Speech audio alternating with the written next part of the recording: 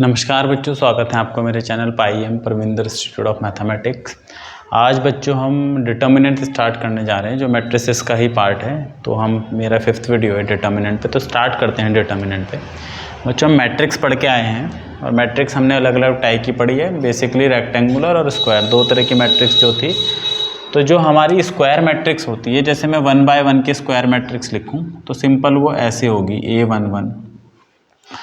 अगर मैं 2 बाई 2 की एक मैट्रिक्स लिखूँ स्क्वायर, तो पहली एंट्री A11, A12, A21 और A22। ये 2 बाई 2 की स्क्वायर मैट्रिक्स है जिसमें 2 रो और 2 कॉलम है। 3 बाई 3 की लिखूँ तो A11, A12, A13, A21, A22, A23, A31, A32 और A33। ये बच्चों हमारी 3 बाई 3 की एक स्क्वायर मैट्रिक्स है। ये सारी कैसी मैट्रिक्सेस है? Square matrix. इसी तरह 4 बाई 4 की होगी, 5 बाई 5 की होगी। अब इन मैट्रिक्स को हम अगर देखें तो पहली चीज़ हमने जो पता है मैट्रिक्स के बारे में, मैट्रिक्स जो है, matrix is an arrangement. Matrix कुछ नहीं है, केवल एक अरेंजमेंट होती है नंबर्स की। ठीक है, हाँ, वो अलग अलग टाइप की होती है अपने प्रॉपर्टी के हिसाब से, लेकिन हैं सारी मैट्रिसेस अरेंजमेंट ही नंबर्स की। दूसरा, मैट्रिक्स की कोई वैल्यू नहीं होती। Matrix has no value. Matrix की कोई वैल्यू नहीं होती, मैट्रिक्स केवल एक अरेंजमेंट होता है। और मैट्रिक्स को हम ब्रैकेट्स में लिखते हैं, ये जो ब्रैकेट है ना, इसमें लिखते हैं, है ना। मैट्रिक्स रिप्रेजेंट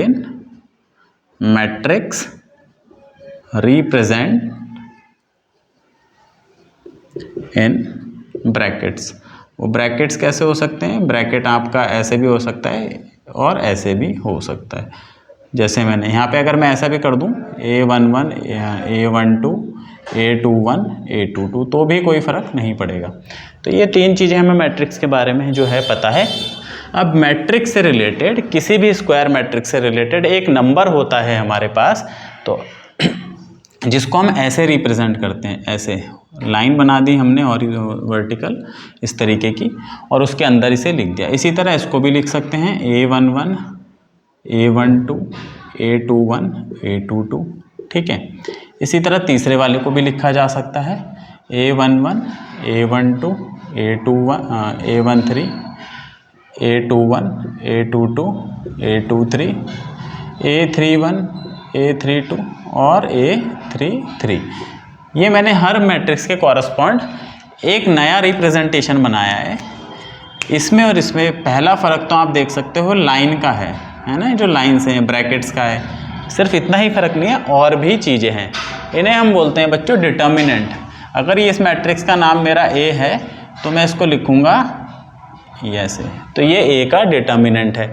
इसी तरह अगर इस मैट्रिक्स का नाम B है तो इसको हम मॉड लगा के लिखते हैं, मॉड या लाइन खींच के। मॉड नहीं होता दरअसल, लाइन खींच के लगते हैं, तो इसे लिखेंगे डिटर्मिनेंट ऑफ B।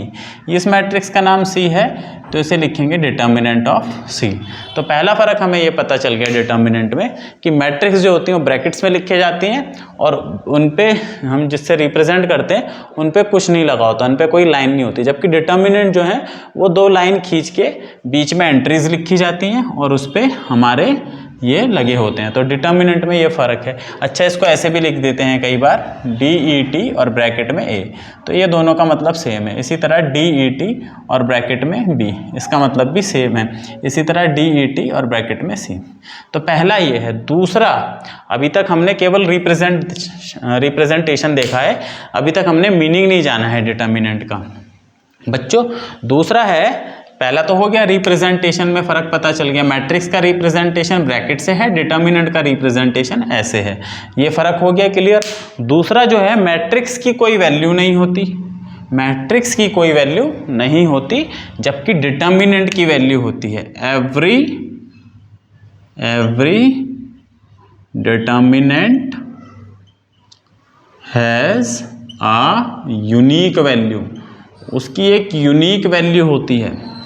मैट्रिक्स की कोई वैल्यू नहीं होती, ये ध्यान देने वाली बात है। इसकी कोई वैल्यू नहीं है, इसकी वैल्यू होती है, डिटर्मिनेंट की वैल्यू होती है। और तीसरा जो मैट्रिक्स एक अरेंजमेंट है, ये एक अरेंजमेंट नहीं है, इसकी एक वैल्यू है, ये एक नंबर आएगा, वो कैसा आएगा भी देखेंगे। तो ये फ़र्क है डिटर्मिनेंट और मैट्रिक्स में। अब वो जो डिटर्मिनेंट है उसकी वैल्यू हमें कैसे निकालनी है मैं बताता हूँ। तो value of determinant, value of determinant, किसी डिटर्मिनेंट की वैल्यू हम कैसे निकालते हैं। तो होती वो किससे रिलेटेड है, स्क्वायर मैट्रिक्स से रिलेटेड है। किससे रिलेटेड होती है, स्क्वायर मैट्रिक्स से। तो अगर मेरी मैट्रिक्स है ये ए, तो इसका डिटर्मिनेंट हम लिखते हैं डिटर्मिनेंट ऑफ ए, जिसको हम ऐसे भी रिप्रेजेंट करते हैं। तो ये 1/1 की मैट्रिक्स है, और 1/1 की मैट्रिक्स के लिए जो डिटर्मिनेंट होगा उसका वो केवल वो नंबर ही हो जाएगा और कुछ नहीं हो जाएगा। ये डिटर्मिनेंट है। जैसे ऐसे एक मैट्रिक्स दे दी जाए 3, तो इसको तो मैं बोलूँगा मैट्रिक्स, और अगर मैं इसका डिटर्मिनेंट लिखूँगा तो मैं उसको ऐसे लिखूँगा बच्चों, जिसकी वैल्यू 3 होगी। ये मॉड नहीं है, रिप्रेजेंटेशन है डिटर्मिनेंट का, ये रिप्रेजेंटेशन है, ये मॉड नहीं है। अच्छा, अगर मेरी मैट्रिक्स ऐसे होती तो इसका डिटर्मिनेंट हो जाता बच्चों -3। ये रिप्रेजेंटेशन है, मैं बार बार कह रहा हूँ, मॉड नहीं है। ये 1/1 के तो इसलिए मॉड जैसा लिख रहा है। 2/2 के लिए क्या होता है, 2/2 के लिए कैसे होगा, 1/1 का तो निकाल लिया, 2/2 की जैसे कोई मैट्रिक्स दे दी जाए 2 3 1 4, तो ये तो हो गई मैट्रिक्स। अब इस मैट्रिक्स के ही कॉरस्पॉन्ड हम एक डिटर्मिनेंट बनाते हैं, ऐसे ऐसे लिख देते हैं, बस कुछ नहीं करते ये। तो ये डिटर्मिनेंट है, इसको बोलेंगे डिटर्मिनेंट ऑफ ए, इसे बोलेंगे मैट्रिक्स है, इसे बोलेंगे डिटर्मिनेंट ऑफ ए। इसकी वैल्यू कैसे निकालनी है, 2/2 में हमको कैसे निकालनी है, इसको इससे मल्टीप्लाई कर दो, 2 4 जा 8, माइनस इसको इससे मल्टीप्लाई कर दो, तो इसका डिटर्मिनेंट 5 है। इस मैट्रिक्स का डिटर्मिनेंट 5 है, ठीक है। तो हर मैट्रिक्स से, स्क्वायर मैट्रिक्स से एक नंबर रिलेट हो रहा है, वो नंबर ये है, देखो इसमें तो 5 आ गया। कोई और मैट्रिक्स होगी, जैसे हमें बोल दिया जाए 2 3 0 0, ये एक मैट्रिक्स है, तो इसका डिटर्मिनेंट हम कैसे लिखेंगे, देखो ऐसे लिखेंगे 2 3 0 0। ये कितना आएगा, 2 0 0 माइनस 3 0 0, तो इसका डिटर्मिनेंट कितना है 0। तो इस मैट्रिक्स का डिटर्मिनेंट कितना है 0। तो 2/2 के लिए हमने देख लिया। इसी तरह 3/3 के लिए होता है। 3/3 को निकालने के लिए हमें कुछ चीज़ें जाननी पड़ेंगी कि कैसे निकालेंगे। तो पहले अब मैं डिटर्मिनेंट की डेफिनेशन आपको बता देता हूँ कि डिटर्मिनेंट की डेफिनेशन क्या होती है, और उसके बाद हम देखेंगे कि 3/3 का डिटर्मिनेंट कैसे निकलता है और क्या फ़र्क है। तो डिटर्मिनेंट की डेफिनेशन, तो डिटर्मिनेंट क्या है बच्चों, डिटर्मिनेंट कुछ नहीं है, एक स्क्वायर मैट्रिक्स से एसोसिएट एक नंबर है। तो फॉर एवरी स्क्वायर मैट्रिक्स, कोई भी स्क्वायर मैट्रिक्स है हमारे पास, अगर A = AIJ ऐसे लिखते हैं स्क्वायर मैट्रिक्स को ना, शॉर्ट हैंड नोटेशन है, ये बता चुका हूँ मैं सब। तो for every square matrix A there exist a real number, ये रियल नंबर बच्चों यूनिक होता है, a unique real number, unique लिखना चाहो तो यूनिक लिख दो, यूनिक रियल नंबर। और इस रियल नंबर को हम कैसे लिखते हैं, इस रियल नंबर को हम ऐसे लिखते हैं, है ना, और ऐसे भी लिख देते हैं इसे। और ये जो नंबर आता है इसी को बोलते हैं there exist a unique real number A called determinant of A. उसी रियल नंबर को हम ए का डिटर्मिनेंट कहते हैं। तो 1/1 में तो हमने देख लिया कैसे निकालना है, 2/2 में भी हमने देख लिया वो कैसे निकालना है वो नंबर, है ना। 3/3, तो 3/3 में जाने से पहले हमें कुछ चीज़ें पढ़नी पड़ेगी, जिसमें से पहला है minor of element, minor of an element AIJ। किसी मैट्रिक्स AIJ का माइनर कैसे निकलता है, माइनर होता है एलिमेंट का। जैसे ये हमारी मैट्रिक्स है A, इसमें कितने एलिमेंट हैं बच्चों, इसमें 9 एलिमेंट हैं, 1 2 3 4 5 6 7 8 9। इसको A11 पहली रो पहले कॉलम का element, A12 first row second column का element, A13 first row third column का एलिमेंट, इसी तरह A21 A23 इस तरीके से। अभी तो हम 3/3 पे ही है। तो हमें बोल दिया जाए किसी एलिमेंट का माइनर निकालो, तो माइनर कैसे निकालना है, जैसे सपोज इसका माइनर निकालना है मुझे A11 का, किसका माइनर निकालना है, इस A11 का माइनर निकालना। तो माइनर निकालने के लिए क्या करेंगे, मैं यहाँ लिखता हूँ कैसे निकलेगा माइनर। माइनर ऑफ A11 इसको कैसे निकालना है, जिस कॉलम में ये है एक तो इस कॉलम में इसको छोड़ दो और जिस रो में है इसको छोड़ दो, डिलीट कर दो। डिलीट करने का मतलब ख़त्म ही हो गई एक तरीके से, है ना, देखना ही नहीं उसकी तरफ। तो बाकी जो बचा वो काले चोर ले गए, इसको और इसको छोड़ दिया, इस रो और इस कॉलम को छोड़ दिया, तो क्या बचा, ये वाला एंट्री बचा। बस इसी का डिटर्मिनेंट निकालना होता है। क्या बचा, A22 A23, ये बचा ये बचा ये बचा ये बचा। तो ये जो डिटर्मिनेंट आएगा 2/2 का, इसको तो हमें पता ही है कैसे निकालना है भाई। A22 multiply A33 minus A23 multiply A32। तो ये जो वैल्यू आएगी इसको बोलेंगे माइनर A11 का। इसको क्या बोलेंगे, माइनर ऑफ A11। इसको बच्चों हम कैसे डिनोट करते हैं, M11 से। तो M11 हो गया माइनर। ठीक है, तो अब मैं सारे माइनर निकालता हूँ कि कैसे कैसे हमें माइनर निकालना है। तो माइनर कैसे निकलेगा किसी एलिमेंट का, एक मैट्रिक्स ले लेते हैं, पकड़ लेते हैं यहाँ पे नंबर वाली, जिससे हमें समझ में आ जाए। 3 4 5 0 1 0 0 1 2 3 4, कोई भी हम ले सकते हैं, कोई टेंशन नहीं है। तो पहले मैं इस 3 का माइनर निकालूंगा जो कि A11 है, तो इसका मतलब मैं M11 निकालूंगा। M11 का मतलब है पहले ये जो फर्स्ट एलिमेंट है A11, इसका माइनर निकालना है। इसका माइनर निकालने के लिए इन दोनों को ख़त्म कर दो, नष्ट कर दो, जो बचा 0 1 3 4 0 1 3 4। इसका डिटर्मिनेंट कितना आएगा, 0 4 जा 0 माइनस 3 1 जा 3, तो -3 आ गया। इसी तरह M12, अगर मुझे सेकंड वाले का निकालना है 12 वाली एलिमेंट ये देखो, है ना, तो इसको और इसको छोड़ दिया, तब क्या बचा, ये जो T वाला पार्ट छोड़ा, 0 1 2 4 बचा। तो 0 1 2 4, तो 0 4 जा 0 माइनस 1 2 जा 2, तो ये वैल्यू आ गई बच्चों इतनी।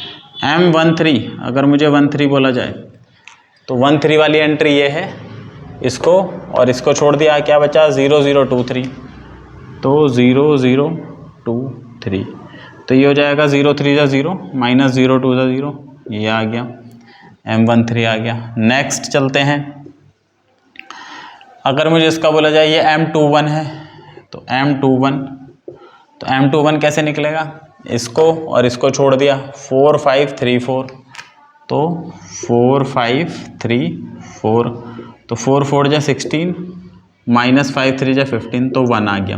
तो इस तरीके से हम माइनर निकाल सकते हैं किसी भी एलिमेंट का, इसका भी निकाल सकते हैं, इसका भी, इसका भी, इसका भी, इसका भी, इसका भी, इसका भी, इसका भी, सबका निकाल सकते हैं। तो 9 हमें माइनर मिलेंगे 9 एंट्री के कॉरस्पॉन्डिंग। तो माइनर की क्या डेफिनेशन होगी, अब माइनर की डेफिनेशन पता होनी चाहिए भाई, डेफिनेशन बहुत इंपॉर्टेंट है, कुछ भी पढ़ो डेफिनेशन पता होनी चाहिए।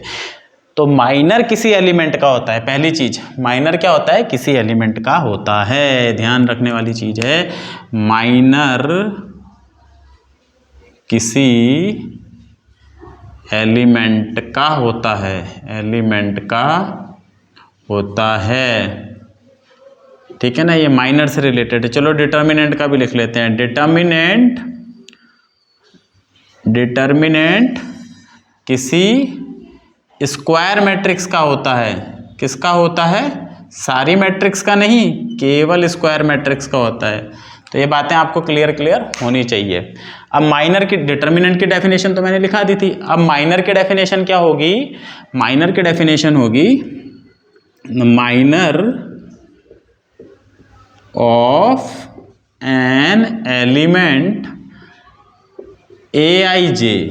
भाई माइनर होगा तो किसी एलिमेंट का होगा, और एलिमेंट हमें पता है किस फॉर्म में होते हैं, Aij फॉर्म में होते हैं, है ना, ith row jth column.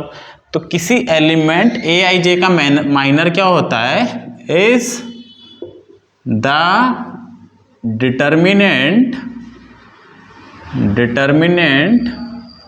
obtained by removing the ith row and jth column. ठीक है ना, भाई माइनर क्या होता है किसी एलिमेंट का, हमने कैसे निकाला माइनर, जैसे मुझे 4 का माइनर निकालना था तो मैंने इस रो और इस कॉलम को डिलीट कर दिया, है ना। जिस रो में वो आ रहा, कौन सी रो में आ रहा, फर्स्ट रो में आ रहा, कौन से कॉलम में आ रहा, सेकंड कॉलम में आ रहा, तो फर्स्ट रो और सेकंड कॉलम को डिलीट करा और इसका हमारा माइनर निकल गया।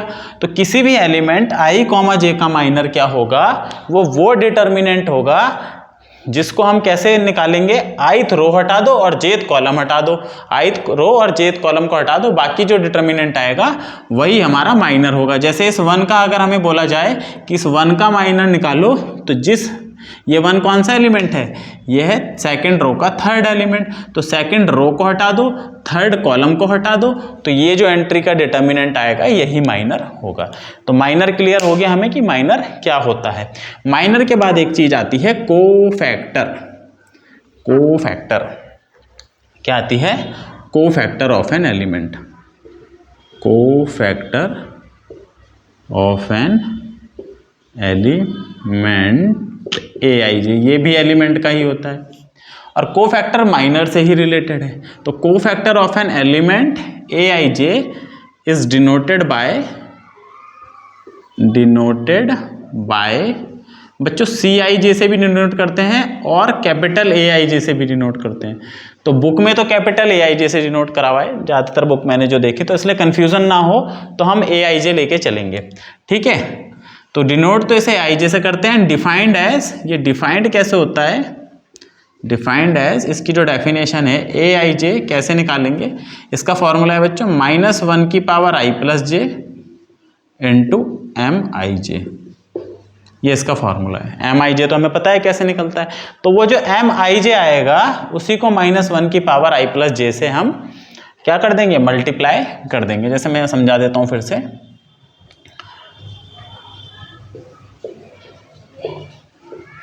ये एक मैंने लिखी, मान लो मुझे कोफैक्टर निकालना है इस 4 का, तो ये कौन सी एंट्री है, ये है हमारी A23 एंट्री है ना, सेकंड रो की थर्ड एंट्री है।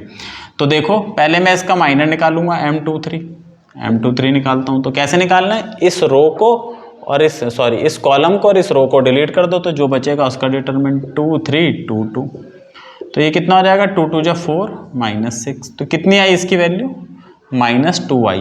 तो M23 कितना आया मेरा, -2 आया, तो माइनर आया इस एलिमेंट का। तो अगर मुझे इसका कोफैक्टर निकालना है उसे मैं A23 बोलूँगा और उसका फॉर्मूला क्या है, -1 की पावर 2 प्लस 3, ये जो नीचे सब्सक्रिप्ट है इन्हें ऐड करना है -1 की पावर पे, मल्टीप्लाई M23। तो -1 की पावर 2 प्लस 3 तो 5 हो गया, -1 की पावर, तो -1 की पावर 5, और इसकी वैल्यू हमने निकाली है -2 आई है, इसकी वैल्यू क्या आई -2, तो -1 की पावर 5 -1 और -2 से मल्टीप्लाई होगा तो +2। तो ऐसे हम कोफैक्टर निकाल सकते हैं। कोफैक्टर कुछ और नहीं है, इससे रिलेटेड ही है। इसको किससे मल्टीप्लाई कर दो, -1 की पावर, ये जो नीचे नंबर है इनको ऐड करके मल्टीप्लाई कर दो, तो हमारा क्या आ जाएगा, हमारा कोफैक्टर आ जाएगा। अब एक चीज़ बच्चों इसमें इंपॉर्टेंट है नोट करने वाली, वो ये है कि हमें aij का फॉर्मूला तो पता चल गया कि aij क्या है। aij हमारा क्या है, aij है -1 की power i plus j into mij। अब ये जो i प्लस j है, ये होते तो यही नंबर है 1 1 1 2 1 3 2 1, इनमें से कोई होगा। तो इनमें से कोई भी 2 नंबर होंगे तो उन्हें जोड़ के, या तो इनको जोड़ के इवन नंबर आ रहा होगा या ऑड नंबर आ रहा होगा, है ना। -1 की पावर भाई या तो इवन बनेगी, -1 की पावर इवन बनेगी, या फिर -1 की पावर ऑड बनेगी। 2 ही केसेस बनेंगे, इन दोनों को जोड़ के या तो इवन नंबर बनेगा या ऑड। अगर इवन बना तो ये तो +1 हो जाएगा, -1 की पावर इवन +1। अगर ऑड बना तो ये -1 हो जाएगा। तो इस पे 2 ही चॉइस है, या तो ये माइनस बनेगा या प्लस बनेगा, वो डिपेंड करता है कि हमारा सम कैसा है। तो यहाँ से हम एक चीज़ लिख सकते हैं कि जो हमारा aij है वो कुछ और नहीं है, वो या तो mij आ जाएगा। कब आ जाएगा, जब i प्लस j हमारा कैसा हो, इवन हो, है ना। 2 नंबर ऐसे हैं, जैसे ये 2 2 को जोड़ के 4 आएगा, तो -1 की पावर 4 हो गई, वो +1 हो गया, +1 हो गया तो केवल यही बचेगा। तो अगर इन दोनों को जोड़ के इवन नंबर आ जाता है तो ये जो हमारा aij है वो इसी के बराबर आ जाएगा। और अगर ऑड आता है तो ये वैल्यू माइनस हो जाएगी, तो -mij की वैल्यू हो जाएगी। तो अगर कब हो ये ऑड हो। तो ये बच्चों एक और डेफिनेशन है, ये ज़्यादा अच्छी है। मतलब कुल मिला के हमें कोफैक्टर अलग से निकालने की आवश्यकता नहीं है, अलग से निकालने की रिक्वायरमेंट नहीं है। हम माइनर निकाल लेंगे और माइनर निकालने के बाद ये देख लेंगे किस में ये सम ऑड बन रहा है, किस में इवन। जैसे ये वाला देखो A11, तो 1 + 1 2 होता है, तो जो इसका माइनर होगा वही इसका कोफैक्टर होगा। जो ये वाला देखो 1 2, ये ऑड बनेगा, तो इसका जो कोफैक्टर होगा वो इसके माइनर का नेगेटिव होगा। मैं समझा देता हूँ कैसे। जैसे मैं इस फर्स्ट एलिमेंट का माइनर निकालता हूँ M11, तो M11 क्या आएगा, इसको और इसको छोड़ दो तो बचा 1 4 2 1, तो 1 1 जा 1 -4 2 जा 8, तो -7 आया। और A11 क्या आएगा, वो भी -7 आएगा। क्यों आएगा, उसका कारण है -1 की पावर हम कर देंगे 1 + 1 इंटू M11, तो भाई -1 की पावर 1 + 1 तो +1 बन गया, तो ये तो +1 मल्टीप्लाई -7, तो ये -7 आ गया। इसका देखते हैं सेकंड वाले का M12, तो 3 का अगर मैं माइनर निकालूं तो इसको और इसको छोड़ूंगा, 0 4 2 1 बचेगा, 0 4 2 1, तो 0 1 जा 0 -4 2 जा 8, तो ये वैल्यू कितनी आई बच्चों, -8 आई। अब मैं निकालता हूँ A12, वो इसका नेगेटिव आएगा। क्यों आएगा, क्योंकि -1 की पावर 1 + 2 ऑड नंबर बनने वाली है, इनटू मल्टीप्लाई हमें करना है M12 से, तो ये तो बन जाएगी -1 की पावर 3 यानी कि -1 मल्टीप्लाई -8, तो ये बच्चों +8 आ जाएगा, है ना। बस फ़र्क किसका आ रहा, मतलब जो हमारे कोफैक्टर्स आ रहे वो आ तो माइनर के बराबर रहे, बस प्लस या माइनस में आ रहे, है ना, प्लस या माइनस में आ रहे। तो दो चीज़, अब माइनस में कौन कौन से आएंगे, जिनकी पावर ऑड बन जाएगी वो माइनस में, जिनकी पावर इवन बन जाएगी वो वही आ जाएगा। तो एक चीज़ हमें जो यहाँ से क्लियर पता चल रही है कि भाई हमें माइनस कब मिलेगी पावर, तो इसमें बहुत आसान है पता लगाना, A11 A12 A13 A21 A22 A23 A31 A32 A33। Odd power हमें मिलेगी एक इसमें, देखो 1 + 2 3, एक इसमें मिलेगी ऑड पावर, एक इसमें मिलेगी और एक इसमें, इन चारों में ऑड पावर मिलेंगी। तो इन चारों के जो कोफैक्टर हैं वो इनके माइनर के नेगेटिव होंगे, मतलब जो A32 होगा इसका कोफैक्टर वो इसके माइनर का नेगेटिव होगा और कुछ नहीं, जो 32 सॉरी, ठीक है। इसी तरह जो A23 होगा वो नेगेटिव होगा M23 का, इसी तरह जो A21 होगा वो नेगेटिव होगा M21 का, जो A12 होगा A12 वो नेगेटिव होगा इसका। बाकी इनके माइनर और कोफैक्टर बराबर सेम होंगे, इसके लिए A33 = M33, इनमें कोई फ़र्क नहीं पड़ेगा। इसके लिए A31 = M31, तो मतलब इनके माइनर ही इनके कोफैक्टर हो जाएंगे, जबकि इनके माइनर के नेगेटिव इनके कोफैक्टर बनेंगे, ठीक है। तो अब हमें माइनर और कोफैक्टर पता चल गया, माइनर क्या होता है, कोफैक्टर क्या होता है। माइनर निकालना बहुत आसान है, उसी से हम कोफैक्टर भी निकाल लेंगे, बहुत आसान है, मैंने दोनों चीज़ बता दी।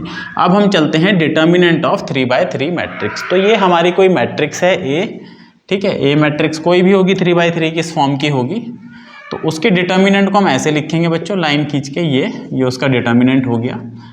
अब डिटर्मिनेंट निकलेगा कैसे 3/3 का, 1/1 का बहुत आसान है, 2/2 का बहुत आसान है। 3/3 की क्या डेफिनेशन है, 3/3 में आपको क्या करना है, आपके पास कितने रो हैं, 1 2 3, 3 रो हैं, 1 2 3, कॉलम कितने हैं, 3 ही कॉलम है, 1 2 3।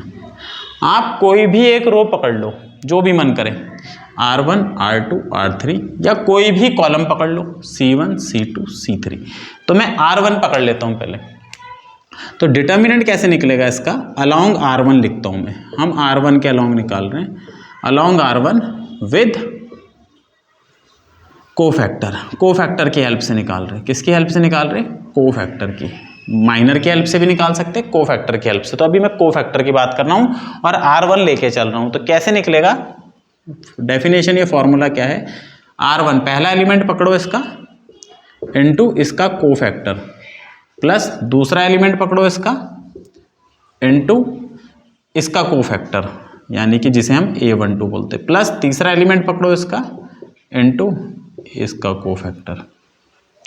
ठीक है, अगर मैं अलॉन्ग R2 निकालना चाहूँ, अलॉन्ग R2, तो R2 के अलॉन्ग भी निकाल सकता हूँ। R2 को देखो, पहला एलिमेंट पकड़ो इसका कोफैक्टर, प्लस दूसरा एलिमेंट पकड़ो इसका कोफैक्टर, प्लस तीसरा एलिमेंट पकड़ो इसका कोफैक्टर। इसी तरह मैं किसी के भी R3 के अलॉन्ग भी निकाल सकता हूँ, या C2 के अलॉन्ग में लिखना चाहूँ, अलॉन्ग C2, तो C2 का पहला एलिमेंट पकड़ो, तो डिटर्मिनेंट क्या आएगा, डिटर्मिनेंट आएगा पहला एलिमेंट C2 का, उसका कोफैक्टर A12, दूसरा एलिमेंट उसका कोफैक्टर A22, प्लस तीसरा एलिमेंट उसका और उसका एलिमेंट ये। तो इस तरीके से हम डिटर्मिनेंट निकाल सकते हैं किसी की भी हेल्प से, R1, R2, R3 की हेल्प से, C1, C2, C3 की हेल्प से और कोफैक्टर की हेल्प से। लेकिन जब हम प्रॉब्लम सॉल्व करते हैं तो हम कोफैक्टर नहीं, माइनर की हेल्प से निकालते हैं। तो अगर माइनर की हेल्प से निकाल रहे हैं तो क्या ध्यान रखना है, अगर यहाँ पे माइनर है, माइनर की हेल्प से निकालना है, तो इसमें एक चीज़ ध्यान रखनी है, हमें पता है माइनर और कोफैक्टर में क्या फ़र्क होता है, तो मैं एक से ही समझा देता हूँ, है ना भाई। ये तो माइनर के ही बराबर होगा क्योंकि 1 1 वाला है, प्लस है, तो इसको मैं कैसे रिप्लेस कर सकता हूँ, इसको मैं ऐसे लिख सकता हूँ A11 M11, क्योंकि ये दोनों सेम होते हैं, है ना, अभी मैंने बताया। ये माइनस के बराबर होगा क्योंकि ये सेकंड एंट्री है, तो ये वाला कोफैक्टर अपने नेगेटिव माइनर के बराबर होगा, तो ये हो जाएगा, ये माइनस से रिप्लेस होगा, तो यहाँ पे A12 और ये हो जाएगा माइनस M12, जबकि इसमें कोई फर्क नहीं पड़ेगा, ये भी प्लस में ही आएगा M13, ये A3 के बराबर होता है, मैंने बता दिया। तो ये माइनस अगर मैं बाहर निकाल के यहाँ लिख दूँ तो ये ऐसे हो जाएगा, बस ये फॉर्मूला हो गया। तो माइनर से निकालते हुए हमें ये ध्यान रखना है, हमारे साइन ऐसे चलेंगे, प्लस माइनस प्लस। कोफैक्टर में कोई फर्क नहीं, कोफैक्टर में प्लस प्लस प्लस आ रहा, माइनर में हमें ऐसे ध्यान रखना है, plus minus plus minus plus, जो चीज़ मैं अभी बता रहा था। तो जब भी हम निकालेंगे हमें कहाँ पे माइनस मिलते हैं, अभी हमने देखा था हमें कहाँ माइनस मिलते हैं, 4 माइनस मिलते हैं ना भाई। एक तो ये वाला माइनस में मिलता है, इसका माइनर माइनस में मिलता है, एक इसका माइनर माइनस में मिलता है, एक इसका माइनर और एक इसका माइनर, बाकी ये प्लस में रहते हैं ये वाले। तो जब भी हम माइनर का यूज़ करेंगे तो फॉर माइनर, और माइनर की हेल्प से हम जब डिटर्मिनेंट निकालेंगे, और हम माइनर की हेल्प से ही निकाल रहे होते हैं, तो हमारे साइन कैसे चलेंगे, हमारे जो साइन चलेंगे बच्चों वो ऐसे चलेंगे, देखो प्लस माइनस प्लस R1 के अलॉन्ग। अगर R2 से चल रहे हैं तो minus plus minus, minus plus minus. अगर R3 से चल रहे हैं तो plus minus plus minus plus. तो R2 के अलॉन्ग ऐसे चलेंगे, R3 के अलॉन्ग ऐसे। अगर मैं कह रहा हूँ कि मैं R2 के अलॉन्ग एक्सपेंड करता हूँ, अभी मैं एक एग्जांपल से बताऊँगा, और कॉलम में चलेंगे तो ऐसे C1 C2 C3, ठीक है। इस तरीके से हम साइन का यूज़ करेंगे। जैसे अब मैं यहाँ साइन लिख देता हूँ, plus minus plus minus plus minus plus minus plus, ठीक है। अभी देखो इसका क्या मतलब है, R1 R2 R3 C1 C2 C3, इसका क्या मतलब है। तो अब हम 3/3 का एक डिटर्मिनेंट निकालते हैं। तो मैं एक मैट्रिक्स लिख देता हूँ, 2 3 4 0 1 6 1 1 2। मैं R1 के अलॉन्ग निकालता हूँ और माइनर की हेल्प से निकालता हूँ, माइनर की हेल्प से ही निकालेंगे, कोफैक्टर की हेल्प से निकाल। R1 तो ये पहली एंट्री पकड़ी, इसका माइनर क्या बनेगा, इसको और इसको छोड़ दो, 1 6 1 2। फिर ये वाली एंट्री पकड़ी, इसका माइनर, इसको और इसको छोड़ दो, 0 6 1 2। बस यहाँ माइनस लेना है क्योंकि माइनर की हेल्प से चल रहे, तो प्लस माइनस, फिर तीसरे में फिर प्लस लेना है। R1 की एंट्री पकड़ी 4, इसको और इसको छोड़ दिया, 0 1 1 1 0 1 1 1, है ना। तो R1 के अलॉन्ग चलने का मतलब है इन 3 एंट्री का इस्तेमाल करा और इन तीनों के माइनर लिए, और माइनर जब ले रहे तो प्लस माइनस प्लस आ गया। अब इसकी वैल्यू लगे दो भाई, 2, ये हो जाएगा 1 2 जा 2 और 6 1 जा 6, माइनस 3, 2 0 जा 0, 6 1 जा 6 माइनस, प्लस यहाँ पे 1 0 1 जा 0, हाँ, और ये 1। तो ये एंट्री कितनी आ गई, ये -4 हो जाएगा, -4 टू जाए माइनस का 8, ये -6, 6 3 जा 18, माइनस माइनस प्लस 18, और ये माइनस का 1, तो ये हमारा आंसर आ गया 9। तो देखो मैंने R1 के अलॉन्ग जब निकाला तो मेरा आंसर 9 आया। अब मैं R2 के अलॉन्ग चलता हूँ, जरा R2 के अलॉन्ग चलता हूँ। R2 के अलॉन्ग मेरे को क्या साइन कन्वेक्शन रखनी है, minus plus minus, minus plus minus. तो ठीक है, R2 ये है, तो शुरू करेंगे इस 0 से, तो माइनस का 0 लिखा क्योंकि माइनस से शुरू करना है, इसको और इसको छोड़ा, 3 4 1 2, 3 4 1 2। अब प्लस लेना है, फिर ये वाली एंट्री क्योंकि R2 के लॉन्ग चल रहे तो 1, अब इस 1 का माइनर, इसको और इसको छोड़ा, 2 4 1 2, ठीक है, प्लस सॉरी माइनस आएगा क्योंकि प्लस सेकंड रो में चल रहे, तो -6, इस 6 को छोड़ा और इसको छोड़ा, 2 3 1 1, 2 3 1 1, ठीक है, इस तरीके से। तो ये तो बच्चों 0 से मल्टीप्लाई किए पूरी एंट्री 0 हो गई, इसका तो कुछ नहीं, प्लस ये 1, क्या ही फर्क पड़ेगा, 2 2 जा 4 -4, तो ये 4 -4 हो गया, बाहर से 1 था प्रोडक्ट में, -6, 2 1 जा 2 और 3 1 जा 3, ठीक है।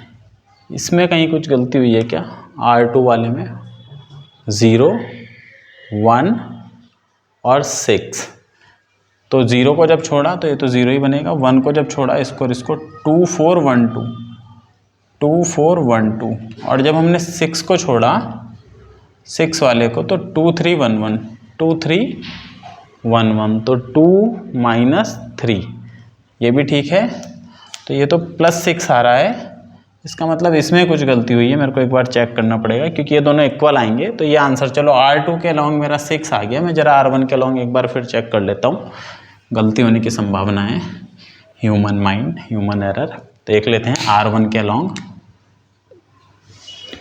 2 को लिखा, इसको और इसको छोड़ा, 1 2 6 1 1 6 1 2, ठीक है, फिर -3 आएगा, तो ये हो जाएगा बच्चों 0 6 1 2 0 6 1 2, और फिर +4 को लिखा और इसको छोड़ दिया, 0 1 1 1, ठीक है। तो ये हो जाएगा 2 2 -6 -3 0 -6 और +4 0 -1, तो ये -4 हो जाएगा, -4 2 जा 8, ये 18 हो गया प्लस का, और ये माइनस का 4 हो गया, तो 8 4 12, हाँ, तो ये भी 6 आया, 6 ही आएगा, ये कुछ गलत हुआ होगा तो इसलिए 9 हो गया होगा, I am sorry for that. तो इसका मतलब ये है, जब भी हम R1 में चलेंगे तो हमारा sign convection plus minus plus, R2 में माइनस प्लस माइनस, R3 में प्लस माइनस। और अगर हम कॉलम के लॉन्ग भी चल सकते हैं ऐसे, 2 को लिखा, इसको और इसको छोड़ा, ये वाला पार्ट, 0 को लिखा, इस वाले को छोड़ा, ये वाला डिटर्मिनेंट, इसको छोड़ा, ये वाला तो हम कैसे भी चलें, अगर हम ये साइन कन्वेक्शन इस्तेमाल करेंगे तो हमारे आंसर हमेशा सेम आएंगे, गलत आया तो इसका मतलब कैलकुलेशन एरर है। तो ऐसे हम डिटर्मिनेंट निकाल सकते हैं। अब चलते हैं कुछ प्रॉब्लम पर।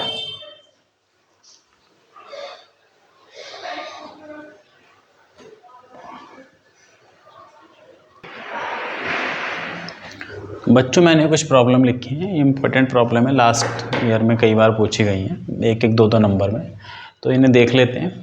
पहला है इवेलुएट दिस डिटर्मिनेंट, ये 2/2 का डिटर्मिनेंट है, तो इसका सॉल्यूशन देख लेते हैं। तो 2/2 का डिटर्मिनेंट बहुत आसान होता है, इसको इससे मल्टीप्लाई करना और इसको इससे मल्टीप्लाई करना, तो x² minus x plus 1 times x plus 1 minus x minus 1 time x plus 1, ठीक है ना भाई। इसको इससे मल्टीप्लाई करना है, इसको इससे मल्टीप्लाई करना है। अब हम दो तरीके से कर सकते हैं, या तो इन्हें मल्टीप्लाई कर लें या फिर जो चीज़ कॉमन आ रही है उसे कॉमन ले लें। देखो इसको कॉमन ले लेता हूँ मैं, x प्लस 1 को, तो मैं इस x प्लस 1 को कॉमन ले लेता हूँ, कॉमन ले लिया, ब्रैकेट बनाया, यहाँ से क्या बचा x² माइनस x प्लस 1, और यहाँ से क्या बचेगा बच्चों, ये टर्म तो हट गई, ये टर्म भी हट गई, ये बचेगा माइनस दिस, और जब माइनस अंदर जाएगा ये, तो ये माइनस का x और प्लस का 1 हो जाएगा, ये हो गया। तो ये कितना हो गया हमारा, x प्लस 1 x², ये दोनों माइनस का 2x और ये प्लस का 2, तो x² माइनस का 2x प्लस का तो इसे यही छोड़ सकते हैं, हमें इसे सिंप्लीफाई करने की और ज़्यादा ज़रूरत नहीं है। क्या करा, इसको इससे मल्टीप्लाई करा, इसको इससे माइनस, दोनों टर्म कॉमन ले ली, तो ये वाली टर्म माइनस ये वाली टर्म है ना, दिस इंटू दिस, तो माइनस एक्स प्लस 1 बन गया। तो ये इसका आंसर आ गया, इसे और एक्सपेंड करने की ज़रूरत नहीं है। सिंपल इसलिए है कि हमें समझ आ जाए हम 2/2 का डिटर्मिनेंट कैसे एक्सपेंड करेंगे। इसी तरह ये वाला क्वेश्चन है, इसको भी कैसे करेंगे, इसका सॉल्यूशन जो हो जाएगा वो हो जाएगा sine 10 degree this into this into cos 80 degree minus this into this, और ये ऑलरेडी माइनस का है, तो जब इन दोनों को मल्टीप्लाई करेंगे तो ये आएगा minus cos 10 degree into sine 80 degree. तो ये माइनस माइनस प्लस हो जाएगा, तो मैं सीधे यहाँ लिख देता हूँ प्लस। अब ये बच्चों ये फॉर्मूला बन गया, एक फॉर्मूला होता है हमारे पास, वो आइडेंटिटी ये है sign A cos B plus cos A sine B, ठीक है ना। तो ये हमारे पास फार्मूला बन गया sine 10 cos 80 plus cos 10 sine 80, तो ये फार्मूला बन गया साइन 10 प्लस 80 का, और साइन 10 प्लस 80 कितना हो गया, साइन 90 हो गया, और साइन 90 कितना होता है 1, तो इसकी वैल्यू 1 है, इस डिटर्मिनेंट की वैल्यू 1 है ना। ये थर्ड वाला देख लेते हैं, ये 3/3 का है, तो हम फर्स्ट रो से ही स्टार्ट कर लेते हैं, सिंपल रहता है। तो इसका जो सॉल्यूशन आएगा, इसका पहला एलिमेंट लिखा 3, इस 3 और इसको छोड़ा 2 - 3 1 7, तो 2 - 3 1 7, फिर -4, क्योंकि माइनर के ही हिसाब से हम करते हैं, तो इसको और इसको छोड़ा -6 - 3 -6 - 3 8 और 7, फिर +5, इसको और इसको छोड़ा -6 2 8 और 1, ठीक है। तो ये हो जाएगा 3, 2 7 जा 14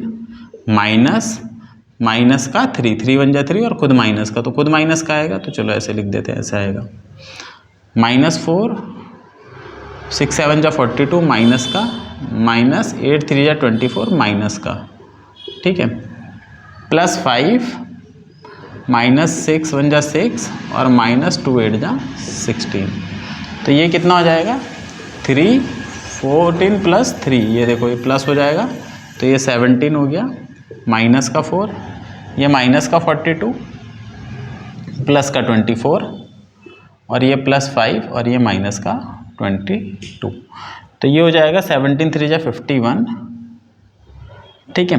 24 में से ये क्या कितना बचा, 18 बचा, माइनस का 18 बचेगा, ये माइनस का 18 जब 4 से मल्टीप्लाई जाएगा तो 72, और ये खुद माइनस का है तो +72 हो जाएगा, और ये माइनस का 110 हो जाएगा, माइनस का 110, इन दोनों को जोड़ेंगे जब तो 123 माइनस का 110, तो आंसर आ जाएगा बच्चों 13, आंसर कितना आ जाएगा 13 आ जाएगा, ठीक है। अगले वाली प्रॉब्लम पे चलते हैं। अगली वाली प्रॉब्लम में हमें नंबर की फॉर्म में नहीं दिया है, तो देखते हैं, इसमें भी सिंपल है, ए को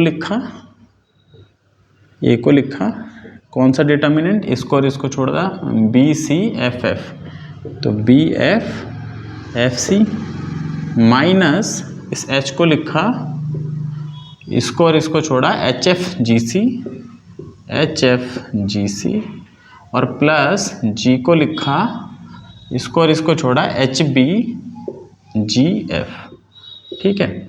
ये करने के बाद A, अब इसे मल्टीप्लाई कर दो, BC - F² माइनस HCH या HC - FG और plus G HF - BG, which is equal to ABC minus AF² minus H² या CH² प्लस FGH प्लस ये भी FGH हो जाएगा बच्चों, HFG, और ये GHF है ना, तो ये भी GHF हो गया, और माइनस BG², तो ये आंसर हमारा क्या आ गया, ABC और FGH हो गया बच्चों 2FGH और minus AF² minus CH² minus BG², तो इसका आंसर ये हो गया, ठीक है। अब चलते हैं लास्ट प्रॉब्लम। लास्ट प्रॉब्लम एक एमसीक्यू क्वेश्चन दिया है जो बहुत सिंपल है और अभी मैंने जो बताया था डिटर्मिनेंट की डेफिनेशन उस पे बेस्ड है। इसमें बोला है for any matrix square matrix determinant क्या होगा। तो बस हमें ये ध्यान रखना होता है जब हमारे कोफैक्टर होते हैं, मतलब ए की टर्म में हो या सी की टर्म में, वो कोफैक्टर होता है तो उसमें जो छोटे वाले की सब्सक्रिप्ट है यहाँ पे ए आई जे, वही बड़े वाले की सब्सक्रिप्ट होती हैं और साइन प्लस के होते हैं। इसमें बीच में माइनस है जो कि गलत है, माइनस नहीं हो सकता। माइनर में हमें क्या ध्यान रखना होता है, माइनर में अगर हम सेकंड से शुरू कर रहे हैं, सेकंड रो से, तो हमारे साइन चलते हैं माइनस प्लस माइनस, लेकिन यहाँ पे सारे साइन प्लस के हैं तो ये भी नहीं होगा। कोफैक्टर में देखो I1 ठीक है, I2 ठीक है, I3 ये ठीक है, तो ये तीनों मिल रहे हैं तो इसका आंसर ये होगा। तो ये था बच्चों बेसिक ऑफ डिटर्मिनेंट। तो आज की वीडियो यहीं समाप्त करेंगे। उम्मीद है आपको मेरी वीडियो पसंद आई होगी। मेरे चैनल को लाइक करें, सब्सक्राइब करें। Thank you so much.